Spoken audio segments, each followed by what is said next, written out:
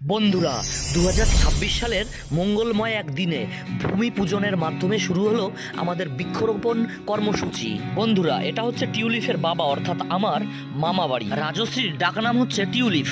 ওর সঙ্গে রয়েছে ওর পিসি। টিউলিফের দিদুন গঙ্গা জল দিয়ে জলটাকে শুদ্ধ করে নিল। এখানে রয়েছে মোট 15টা আম গাছ এবং 10টি 12 মেশে কাঁঠাল গাছ। এদিকে বাড়ির জামাই শুভেন্দু বিশ্বাস এই গাছগুলোকে সুদূর রানাঘাট থেকে নিজে হাতে নিয়ে এসে দত্তগুলিয়াতে শ্বশুরবাড়িতে রোপণের সুব্যবস্থা করেছে। টিউলিফের দিদুন মঙ্গলময় শুভ সূচনা করলো একটি 12 মেশে কাঁঠাল গাছ রোপণের মাধ্যমে। এরপরেই বাড়ির কর্তামশাই ননীগোপাল বিশ্বাস নিজে হাতে একটি কাঁঠাল গাছ রোপণ করলেন। আর এই সকল বিষয়কে পর্যবেক্ষণ করছে মনোযোগের সঙ্গে টিউলিফ। এরপরে আমি অর্থাৎ রজত সরকার এবং শুভেন্দু বিশ্বাস সকলেই একে একে এক একটা গাছ রোপণ করলাম।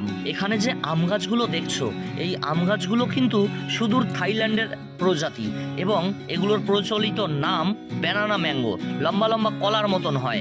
এই আম গাছে প্রচুর আমের ফলন হয় এবং প্রতিটি থলিতে প্রায় 4 থেকে 5 কিলো আম পাওয়া যায়। বন্ধুরা, পরবর্তীতে যখন আম গাছগুলো বড় হবে তখন আমি আপডেট দিতে থাকবো এবং পরবর্তীতে যখন আম ফলবে, কাঁঠাল ফলবে, তখন তোমাদের অবশ্যই দেখাবো যে কি পরিমাণে কেমন ফলন হয়েছে। সবার শেষে আমাদের টিউলিফ একটি আম গাছে জলদানের মাধ্যমে আমাদের কর্মসূচির শুভ সমাপ্তি ঘোষণা করলো।